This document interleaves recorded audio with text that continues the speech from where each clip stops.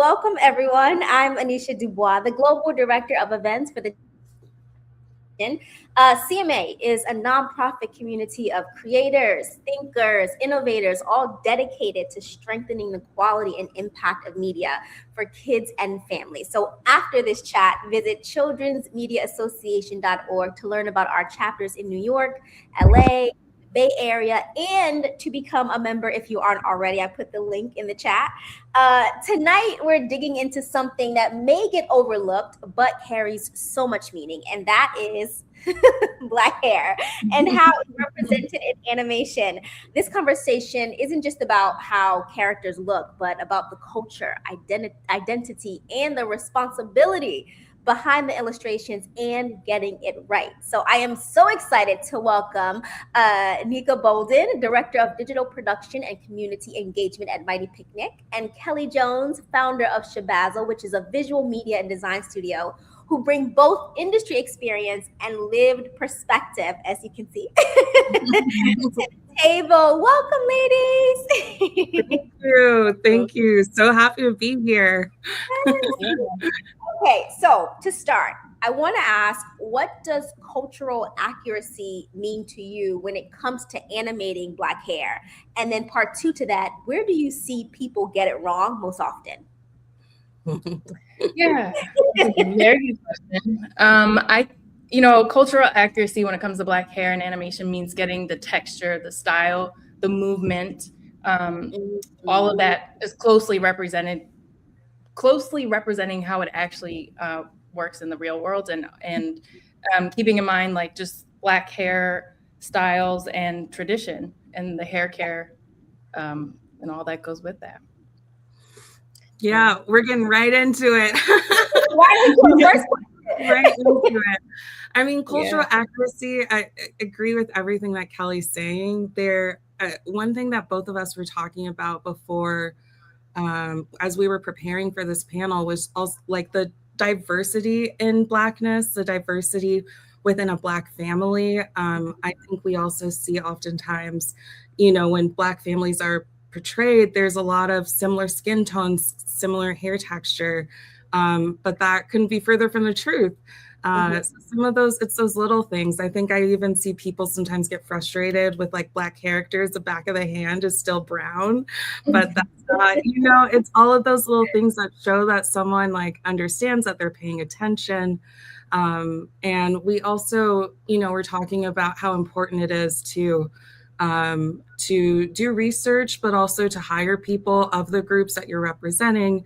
Yeah. And I think that's, a big theme with a lot of our responses for the questions today is like, what's on screen and off screen is really important. Yeah. Like when you were talking, like Kelly mentioned, like, when she answered the question, like animating, like the movement. I didn't even think about the movement. Like that is like a whole, how it bounces, how it, different thing. Kelly, didn't you just, like we updated Lila's walk cycle in Lila in the Loop, and there's so much bounce and it adds life and accuracy to it. And it's just so beautiful to see. Yep. Yes. Yeah. Your team got animating black hair right in PBS's in PBS Kids Lila in the Loop and then Lila and Stu's Hairdos. Can you share your roles on both? This is another 3-part question, but I'll start with part one. Can you share your roles on both programs? Yeah. So thank you that you recognize that we got it right. It was a team effort for sure. Everybody's input was helpful, but Mighty Picnic's creator Dave hired my company Shabazzle, which is my sister and I, as designers and consultants, and we came in to help give our input and help shape the designs of the characters and the backgrounds, give feedback and direction on the boards and animatics, and also come up with like the overall brand style for Lila. And he brought us on because of our, our industry experience, but also just lived experience as Black women with textured hair. Mm-hmm. And we have the skill set in animation to bring that to life and to bring that authentic representation. And I think the approach to creating characters and helping bring the characters closer to an authentic Black look was to, actually, if we can pull up the slideshow. Yes. They brought us on because the original character designs here on slide 3, very cute, super cute. Oh, am I controlling it? There we go.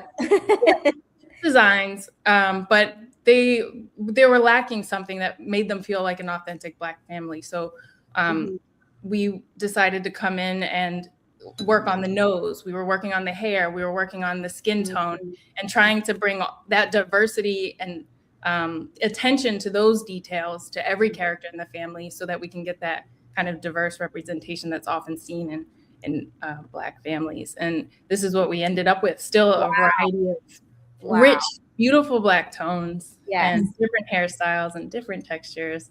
And even here you can see how Lila, the transition from her original design to where she is now. The nose, the face, like the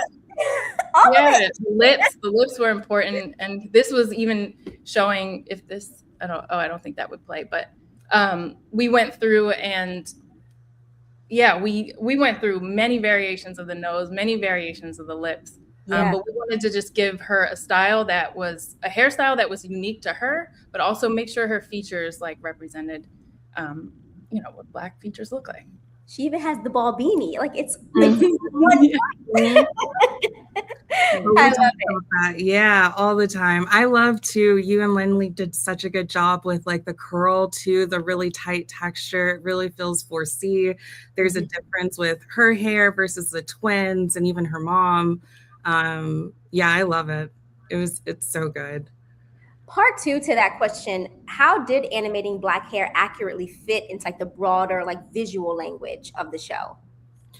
I can start with that and, answer a little bit of that first part or two. So I lead our digital production. So I do all of our games. I also lead community engagement. And so I'll take what we do on the series. I work with stations to create resources for them. I go and speak at different conferences about the show. And so you're asking us like, why was it important for us to approach Black hair with intention? And, in the games, we had some games originally concepted for the show. And as I started meeting more people who had seen the show and learned how important it was to them, how they were so grateful to see this representation on TV, I started realizing that authenticity should be reflected in the digital game. And so we have a full game about the wash day cycle. I'd seen hairstyling games before, but never something that went into cornrow, into deep conditioning, into two-strand twists. And our digital game does that. It's a full day process.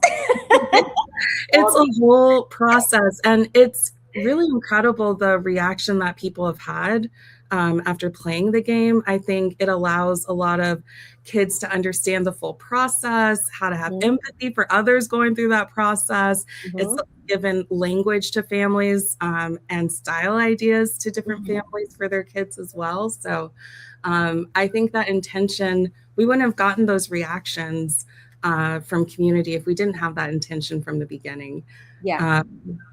And then to the second part of your question around the broader visual language of the show, I think because Kelly and Lindley did so much in reflecting a beautiful Black family, it then extended into intentionality for the rest of the series. So our background characters doing a lot of research into different cultures. So we're representing them well in the community. The show is loosely based off Philadelphia. And so there's different landmarks and things that I just noticed that they, consider in the show. And it just makes it feel that much richer. I love it. And also like the team, again, the creator was intentional in how he built the team. So you look at the writers, you look at the artists, you look at the different voice actors that they hire. It's a very diverse team, and everybody, that lived experience from everybody's background lends to the authenticity that you see coming out of the characters, which is cool. When you first came on board, like what were the first questions? Like you were hired for this project, like you like this is your baby. Like what were I'm pretty sure you felt pressure, even though like why should you? Like, like you are black hair, but like, what were the first questions you asked yourselves when like first designing like Lila's hair? Like, and what did you want that to communicate like about her? Yeah. So my first question is like, what is her hair texture? Is she 3C? Is she 4A? Because like that determines like what style we're gonna. Oh yeah. Hair in. We also asked like, what style would give Lila a unique silhouette that would set her apart as a cartoon character from other characters that we see on TV. So if you caught Lila backlit in the dark, you'd be like, yeah, that's Lila. We get her silhouette. We also were thinking, practically, like how would her mom style her hair every day?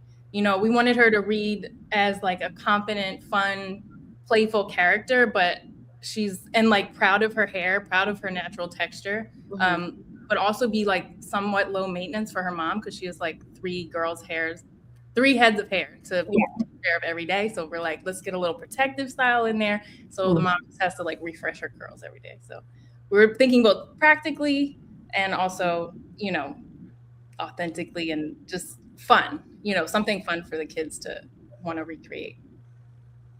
I love that. Were there specific texture, styles, or references that help ground the designs in authenticity, especially like for the younger audience, like clips or like the ball beanies? That takes me back. But like, were there specific things that like helped guide? Oh yeah, like I look to my own family. Like my cousins, their hairstyles, like what are they wearing? You have your own study group at home. Yeah, my own study group. Yeah. And then I tested out the styles on my hair just to see like the difference because, it's slightly different than Lila's hair textures. And also I looked up a lot of online reference, hair tutorials and Pinterest. I was on Pinterest a lot. Yeah. I would echo that same for the games as we were animating Lila for the hair game, a ton of hashtags. I was watching so many different families with their daughters with curly hair, black hair, how they would style it, the conversations they were having, the different steps. You talked about the hair bobbles, and it seemed like everyone on our team had a different name. Some people call it knockers, like bubbles. But I was looking up all of that. There are different accessories you can add to her hair. So what kind of accessories are Black girls excited about? And this is true, and I'm excited to share we'll be updating this hair game and including Everett, who is Lila's best friend. He's Vietnamese American, and so he's got a number of different styles. I've been doing research on TikTok, watching like how do East Asian, hair stylists, like what are the different tools that they're using? For Luke, he's got, he's going to have like a fade, and a lot of Black barbers use what's called like a sponge tool to kind of clump his curls. And I've heard from other Black parents or families that have young Black boys that's really popular with the kids. So it takes research, but it's worth it to get that authentic look. And it just is so exciting and beautiful to see. Yeah, with my nephew, he's into the sponge. So he's 13. So on the way to school, it's just I keep hearing that. And so we're trying to figure out, we're doing testing and prototyping to see like, okay, how can we do this digitally to give you that experience and to see how the hair shifts as it does that. So we're excited. I want to mention like when I had an event with Tabitha Brown, she has the curly. I brought my daughter to the event, and we went downstairs to meet Tabitha to bring her upstairs. And the first thing my daughter's name is Poppy, the first thing she said is, "Miss Tab gonna have her hair like mine." And I'm not even thinking, but like just to show like that was the first, when I first showed her the picture, like that's what she saw. When she knew we were going to meet her downstairs, that's what she wanted to know. So it just shows like kids, they want to see themselves, and adults, they want to see themselves, and it's like Erica Dolan, who's watching on LinkedIn, she says, "I love this attention to detail."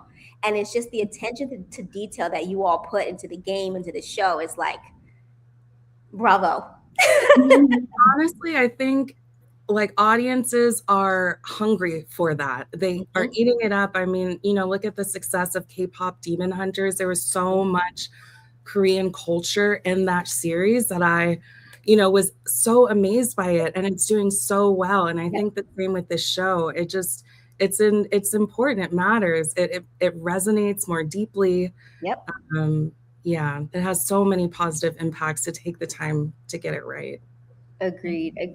My next question: how do you navigate, or how did you navigate moments when like production timelines or like technical limitations like conflicted with like getting the cultural integrity right? Or did that not happen? No, it definitely happened. Development of anything you're gonna run into different tangles, and you have to meet like those challenges head on. I would say when these different things happened, a lot of it is because we're doing things for the first time, right? Like this hair game where I'd never seen someone teaching you how to cornrow. There were all these you wouldn't believe, right? Like it's like, okay, when we're seeing the braid or the cornrow, are you looking down? But then kids didn't understand what they were looking at, right? You're just looking at a scalp.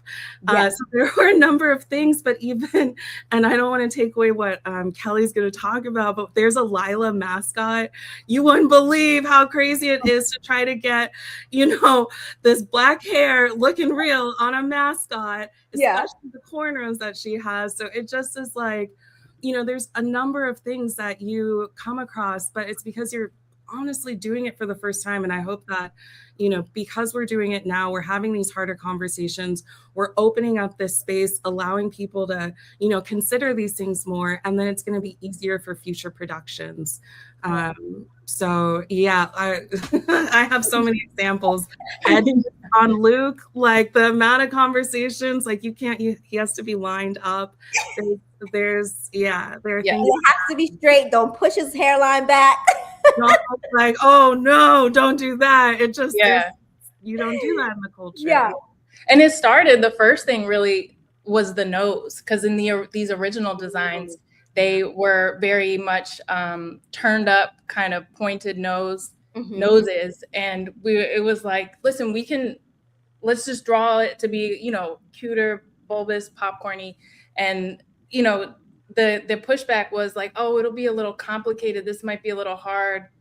And, I had to say, first of all, it's like 2 more lines. I think we can draw 2 more lines. The team was amazing. Our production team was amazing. But yeah, it was just like, if we take the time in to do it right, it becomes the visual language for future productions to look forward to and to bounce off of. So, just sometimes you just have to stress it and say like, this is worth putting the time in up front, and, it'll lead the way for the rest of the production. But yeah, the nose was something. Also the skin tone, getting like deeper, richer browns, especially even in the siblings, as you can see, they're darker.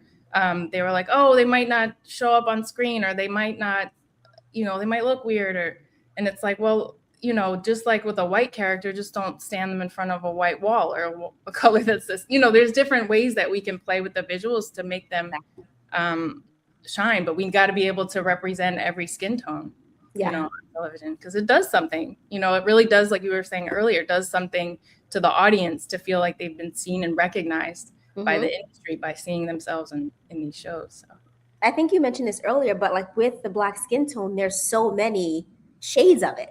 Like I'm brown, my daughter's brown, but my father is darker. My daughter, her favorite cousin is lighter. So it's just so many. So it's so important for every to see her favorite. Like it's so important for them to see like their shades and themselves represented.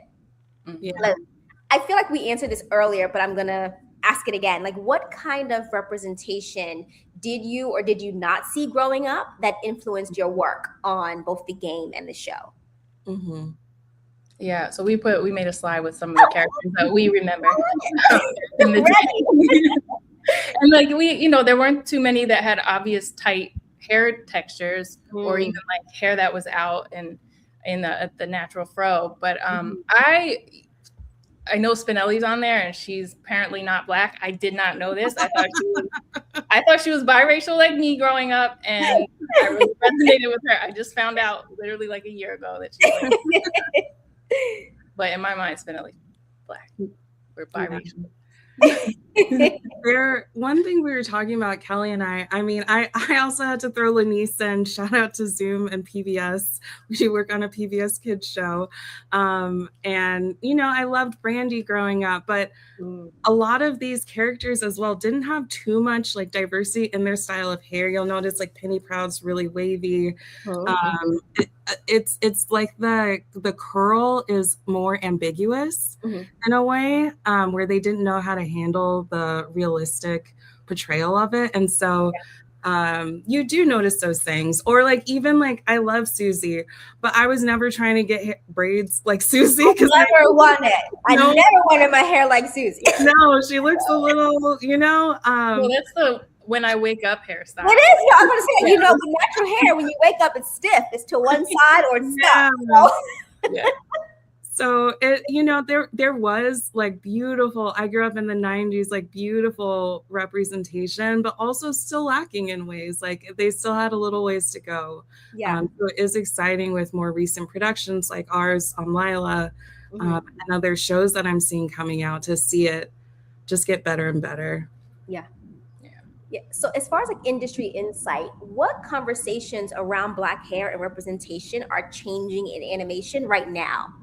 And I have a part 2 to that, but I'll ask that my first part. So what conversations around Black hair and representation are changing in your eyes right now?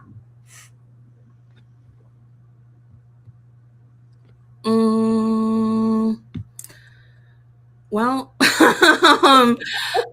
I will say conversations that are changing. I mean, with what's going on in this nation, it's really hard. There's been like a huge rollback in DEI becoming a bad word.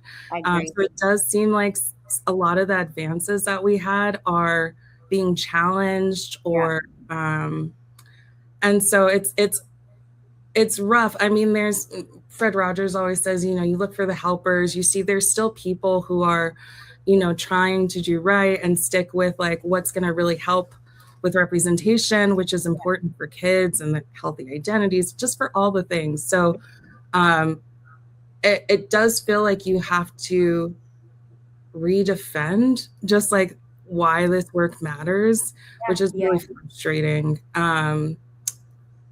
But yeah, I'll stop there and let Kelly speak. No, I agree as far as the conversations. And I think sometimes there probably aren't as many conversations as there should be had on productions that have characters that are predominantly Black, or even any culture. That if the team doesn't look like, if there aren't members of the team that look like or have that lived and shared experience, the conversations may not be happening. And so it's a matter, of building teams that have members and representatives that can also bring up those conversations. Yeah, I think you just answered part 2 and kind of 3 of my question, which was, what do you feel still needs work? And I think having those people, as part of the production. Yeah, absolutely. And we know like Disney is an example, when they are creating a show, whether it's Lion King or Encantos, like they take and spend time to build. They send their artists and their writers on research trips and adventures so they can be immersed in the culture, immersed in the safari around the animals. And they also hire cultural consultants, so they make sure they get things right, or as best they can. So even when we have smaller budgets on television shows and productions, we can prioritize building those teams that have the people on it that represent the culture that we're trying to portray, but also we can take time as individual artists and writers to talk to people and spend time in the community. It doesn't take that much extra, work to do. It's just a matter of prioritizing it, really. I would add on to that, Kelly, like, yes. And, hiring a diverse team is just the first step. But what you mentioned also about Disney and the full team immersing themselves in the research, I think it's more than just like, if you're going to have Black characters on a show, you hire Black people and they're the ones that can tell you about the culture and what's going on. Like, that's a lot of responsibility and added responsibility to put on like this one person's shoulders. So I think also the rest of the team doing research and understanding. I mean, you know, I mentioned in this hair game that we're adding Everett to the game. He's Vietnamese. And I've been doing a ton of research looking into Vietnamese, you know, hairstyling, culture, and you know, what better time than now? You know, there's so much on social media that we get access to. So I do want to caution of, or just like add on that, you know, hiring diverse teams is incredibly important, and also taking the time to do your research and understand your audience and who you're representing. And everyone can do that. And I think that goes past production, right? Like, I feel like the marketing team who's going to be marketing this program, like, I feel like all departments, there should be a bit of research, right? In all departments to fully understand, you know, what you're putting out into the world. And yeah, Nneka, like when you were saying, it's not like if you have one Black member on your team and you're doing Black hair, a show with Black hair, like you're right, you can't rely on that one person because they have their limited experience also. And so that's so true. So I'm not an expert on all Black hair, you know. And we're talking to all the members of the team in Lila, you know, everybody, and to get the feedback. So, you know, that I think that's just part of creating animation also. It's very collaborative, and we need all that feedback. It's critical. It's so important that you say that. I love that you said that, because my daughter, her favorite cousin, like, you know, her hair is straight, is finer, and it's curly. Like, my daughter's hair is curly, but it's also that thick curly. And so we're over there, you know, in the DC area when we're visiting them, like when we're doing hair in the morning, like mine is taking about 20-30 minutes, and for her kids it's a quick water bottle spray, finger detangle. But me, I'm like, it's a whole process. And so like just having one perspective isn't enough. It's understanding all of them. If there's any studios or future showrunners or current showrunners listening or watching, what would you tell them? Like, what can they do to better support artists when it comes to culturally specific design work? Well, I think making space for people of color on the team. I think that also means Kaz Fracaswell Hyman, who was the co-creator of Lila, he's incredible. He also worked on Gullah Gullah Island and like the famous Jet Jackson back in the day. But I remember he said something too of like, so you need to make sure that you're providing support for all different stages of people on the team. And if that means that you are seeking out more diverse talent and they might have like less experience, you build that into the support framework that you have for your team. But it's important because you're developing them and you're getting, you know, such beautiful, new, nuanced work. But Wisdom. Yeah. Kelly, did you want to add to it? Oh, no. That was okay. Leslie's watching, and she said Disney also has content and inclusion teams with expertise and lived experience for the very reasons that we're discussing during this excellent panel, she said. Great conversation. So thank you, Leslie. Thank you. My next question, for animators and designers who are watching, what's one non-negotiable when approaching Black hair and character design? Like, what should they, like, what hill should they die on? I think for me, the biggest thing is like, you know, phrases like, oh, I can't, it's too hard, or like, I don't know, like, ditch that. We're throwing that language out. We're artists, we're creatives, even writers, like we can do anything, really. We can create anything we put our hand and our minds to. And so I think it's important to like sketch. And I have some photos here of like some of the many sketches of Lila's hair that we did. Wow. You gotta, you know, do a lot of sketching, do a lot of experimenting. And when it comes to animating it, you know, run tests, get feedback, just like Nneka was saying earlier with the walk cycle and the movement of her hair. Like we've been going back and forth, you know, multiple iterations, moving just literally frames and pixels worth of movement just to get it to feel authentic. And I think, especially with these varying hair textures, it's going to take that type of time and just experimentation. And I think we'll get it. And like, if, you know, what we do here on Lila will be, again, a jumping point for another team and another show to be like, hey, we like what they did, but can we take it further? Yeah. And so I think, you know, it's part of a balancing act of not only experimenting and trying to get it right in the artistic process, but also, you want to keep in mind the animators and the artists that are going to be, you know, spending time and doing the tedious work of bringing it to life. So there is a balance. You don't want to make it too complicated, but you know, the more we do it, the more we experiment, the more we try, we'll get there.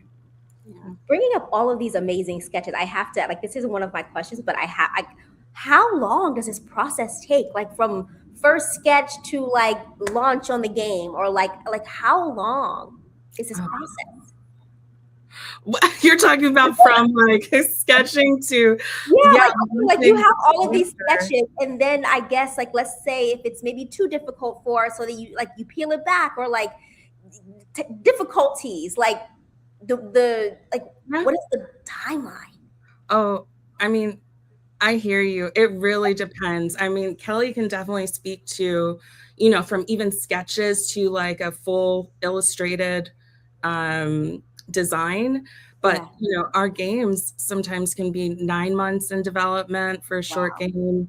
You know, we're already at work on season 2 of the show for Lila, and it takes a while, you know, like 2 years, a year. For all the episodes, you know, to go through. But there's a lot of beautiful moments throughout the production process. You know, you're brainstorming, you're inspired by different ideas, you're working together, you're sketching, you're testing and prototyping, and and then you have just like this end, you know, piece of media that you're just so proud of, and so many people had touched. So it goes through a lot. I don't know, Kelly, like how much you did do a ton of sketching. I mean, you guys are fast. So I will say, like, if I'm asking, like, oh, can you send me over some sketches for Luke and for Ev, and you know, I'll send over some inspiration.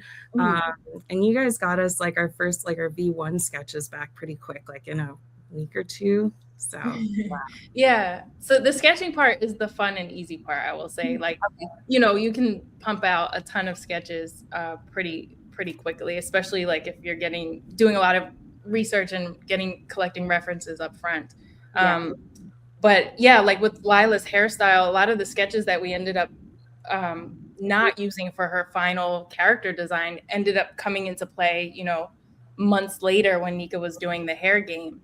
So a lot of that work was thankfully like already done up front. But then when we came to other episodes, like the one here where she's getting a style for picture day, you know, there's just a lot of iterations that we went back and forth with the team. But again, the sketching process is pretty simple. And even here, like I've had to go back and edit myself, like simple things like me drawing a cornrow, recognizing here on the bottom left that like, oh, wait, that's more like a French braid. I have to resketch it and make it look like it's actually a cornrow. So there's a lot of little self-editing I have to do, and sometimes go back to the production animation studio, be like, my bad, I messed up.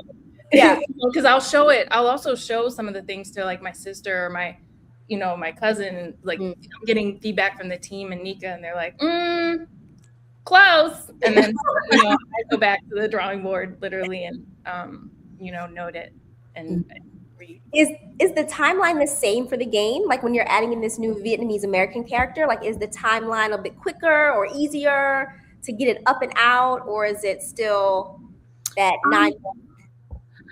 That's a good question. I mean, for season 1, Lila was brand new, so there was so much of that visual language we were trying to figure out, and how does it translate to digital? Yeah. So I definitely think it took us a little bit longer to figure that out.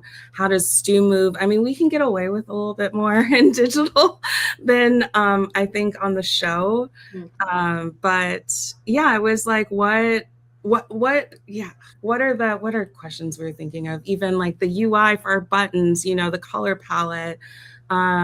There's so much, even the type of technology we used for the mouth flap as they're speaking in the game, how correct we want to try and get that, the way that Stu moved digitally.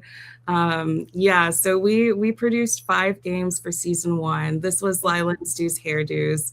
And yeah, I would, in terms of timing, I mean, season 1, I think our first game might have taken like 8 months, but again, that was so much to figure out that visual language. Yeah. I think, some of the other games were closer to 7, 6. Okay. So we'll see what season 2 comes through with, how long it'll take us this time, if we really got it down, or that's just a process. So we'll see. What advice would you give to students or emerging artists who want to advocate for authenticity in their work? I think it's just like sketching, experimenting, and getting feedback from other people. Like the more you experiment and have things to show, work to show, is a way that you can prove that it's doable. Yeah, and animation again is collaborative. Like, there'll be people who have tried and tested things that may not have quite worked for them, and then you can pull from that knowledge. But we have to be actually doing the work and sharing the things that we create with one another. I would add on, from a producer perspective, it's really helpful when I see in portfolios people's line of thinking. So instead of just showing the final piece or illustration, showing like Kelly's here, all the steps you took to get there. That experimentation too, like the diversity within your portfolio is really important, because we could, be like, oh, this person would be good at like a number of different things, or I like that they're thinking out of the box. So yeah, I would definitely try as much as you can to like show that thinking. I love that, like, as Kelly is like going through, I'm like, oh, Poppy had beads 2 months ago. Oh, she had that one. And we're about to go on a trip, like, oh, maybe I should do it to the side. So thank you.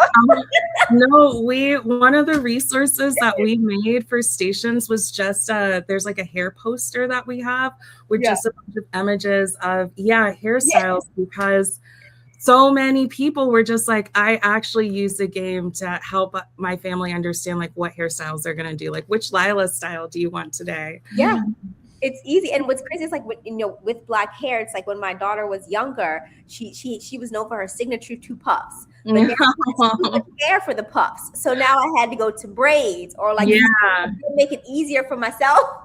Yeah. So like, you grow out of certain styles, and you gotta know what works. Exactly. Kelly, if you show slide 9, there's one thing I want to add to that.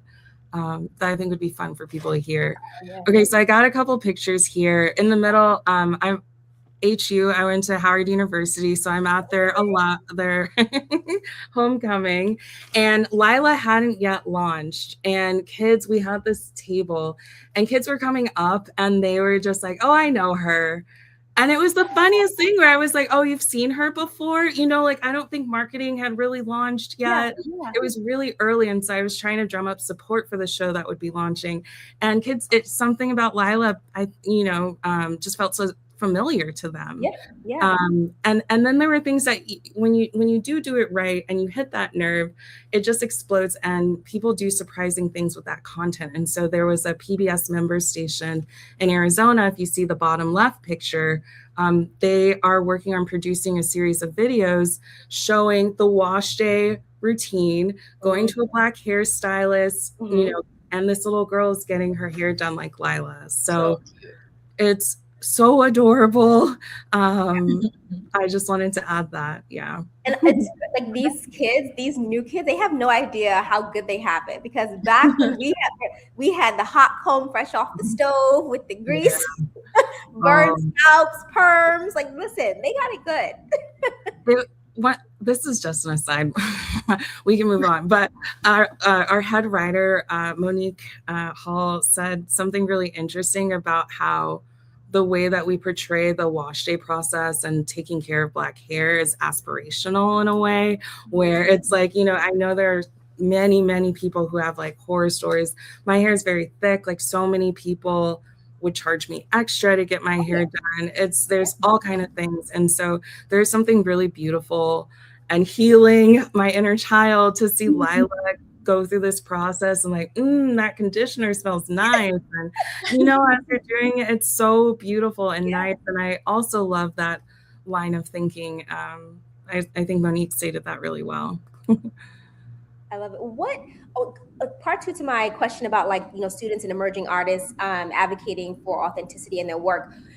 Could you share like where they could find like such opportunities to implement this important work? You know, like how often do you all hire for your shows, or like where did you go to find your first opportunities to, you know, showcase such impactful work? Yeah. I would say, where do you find these? There's a lot of organizations, right? Like if you're starting out in the industry, there's like the Fred Rogers, like Writers Fellowship, right? Like I'm seeing more and more of those programs, which are doing incredible work. And so I would recommend like looking out for these different programs. I get a lot of emails from people and some that end up being fantastic. There's a woman who reached out to us and she does what we call play testing. Like, so when the games are in development, you want to test them out with kids, see what's sticking, you know, if their fingers can reach all of the buttons and things like that. And she had just cold emailed us and sent over her portfolio and said she was a fan of Lila and she looked into who is behind it. And, you know, I'm trying to see if we can work together, and just came at such a good time. So there are also, you know, outside of the traditional methods, I would say looking into who is behind the production that's behind what you're seeing on TV, what you're liking, and reaching out to those places, because you would be surprised.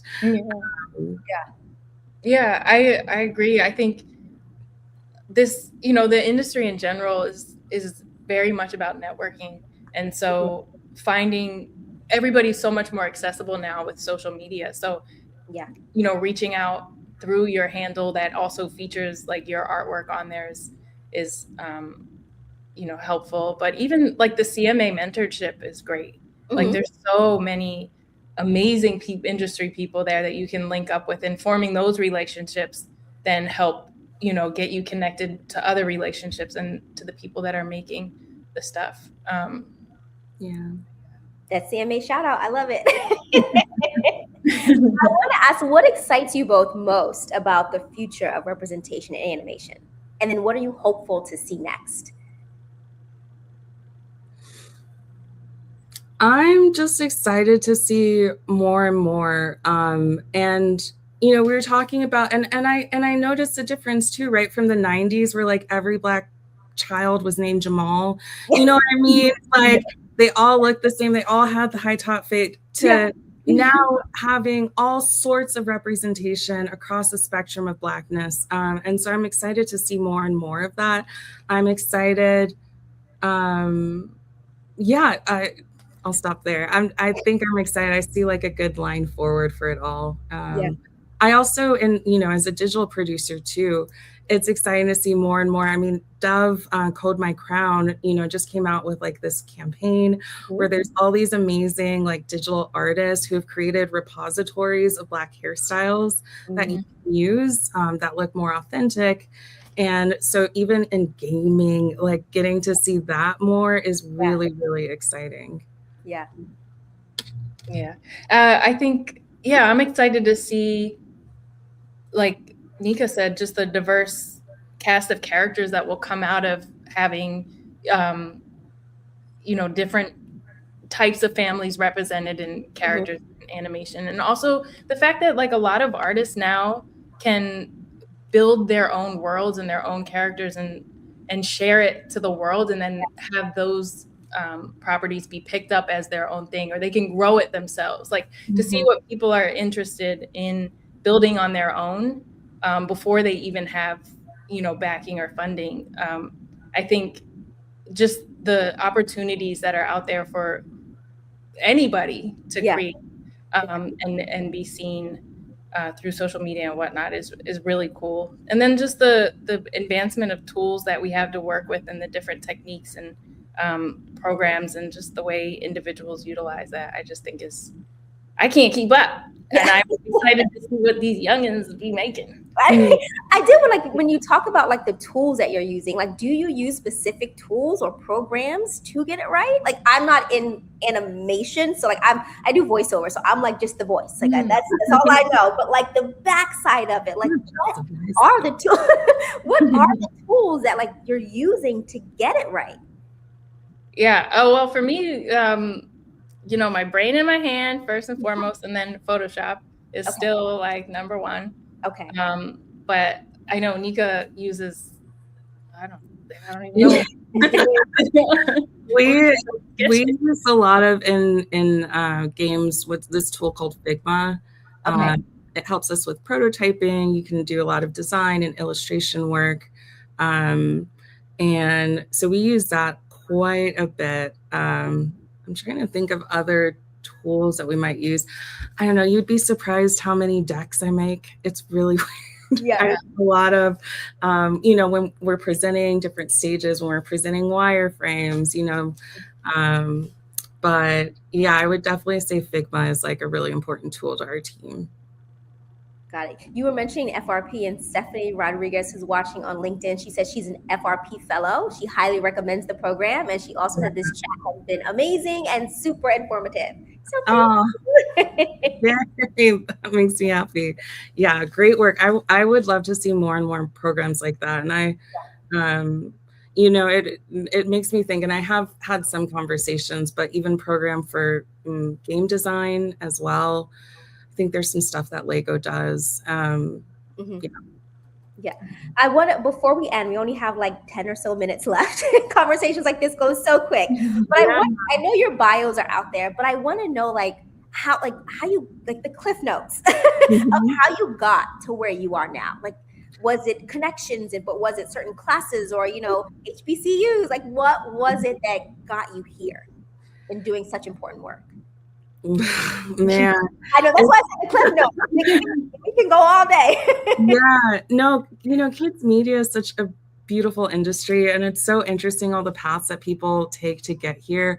I mean, when I was in school, there weren't as many programs to study kids media, or not that I had heard of. I mean, I didn't really have many people in my family that went to college, so I think I went. Originally, I was a photography major, and it was as I started learning more and more and meeting people and going to different networking events, I started learning more about kids media. But so my background was in, I think it was photography. I switched to advertising. I was going to be an art director, so I studied advertising and graphic design at Howard. But when I graduated, there wasn't a lot of jobs. I bartended for a while, and then I got a job at PBS, and it was amazing. I was an executive assistant in the finance department. I knew that they were mission aligned. And my boss is like, I'll help you out. I just need an assistant for a year, but any department after that, I'll help you. And great. And so I went to Kids Digital, and that's where I learned the PBS Kids Digital team so much. Sarah DeWitt, that whole crew, I love PBS Kids. So that's how I came up, and then just was learning so much at Sesame Street, and just bopped around, and I just realized, this is where I'm supposed to be. So I think Howard, I always had really strong morals. I went to Howard. They really instill a lot in you about helping out your community, and bringing that has, I think, led me to Lila, which was a dream come true as Black kid in STEM, working in games. So my path was not a clear one. But I just, stayed true to what I loved and networked a lot. The networking is big. Cliff notes for me, I'm a little more straightforward. Like my parents are artists and graphic designers, so I grew up doing graphic design, working for my mom in graphic design. And then I went to school at University Arts for animation, RIP, it closed. Yeah, while I was at U Arts, I made amazing friends, and a lot of our teachers were in the industry, and I was able to get an internship in New York with Signa Bauman. And while I was with her, I was able to connect through ASIFA with a producer at Nickelodeon. And then I worked at Nickelodeon for like a week. And then I was able to, after I graduated, I don't even know the timeline, but somehow it all worked out that I was able to end up at Nickelodeon. And again, this was just word of mouth. And then I was at Nickelodeon for a long time. And some wise artist told me while there, like, I know you're here and you see it, the contract seems good and like it's a long time, but don't stop freelancing. It might seem like a permanent job, but keep freelancing, keep networking, because you never know like when a show will end or get canceled. And at some point that show ended. And I was just thankful that, I had made connections and I stayed, involved in like CMA and ASIFA and just were meeting and talking with artists. And even the peers that I had at U Arts, like they're amazing animators themselves, and those connections, we help each other get jobs. We hire each other, especially if, we know their work ethic from way back in school. So it's just what's the quote? Your network is your net worth, or something like that. Yeah, absolutely. Yeah. And then with Lila, again, this was like a roundabout way, but like Dave is actually friends with, married to one of my high school, the sister of one of my high school friends. And we connected on this side, but then it turns out I knew like everybody on his team because I'm already in animation and we're both in Philly. And it was like, so networking. Just stay connected. And we love the PBS team. Shameless plug. We have an event with Sarah DeWitt and Sarah Wallenjack and Katie Asip at Soho House on the 20th. So if you're in LA, come on by. We're going to be talking about like PBS, like the state, like basically the state of the union, like their vision in the midst of all this nonsense that's going on. Okay, we have 8 minutes left, but we have 2 questions that came through. Latoy asked, she loved the emphasis on research, testing, and community outreach. She said, are there any surprising or impactful insights from testing with families that come to mind? The amount I could talk about that, because we do so much research, and also, with everything going on, we've been applying for a lot of grants. It's hard for me to even answer that, because there's so much learning. It's like there are very specific learnings about the individual games that we're testing. Then there's learnings about like how much are kids learning from our series. Again, it's PBS Kids, so we're mission aligned.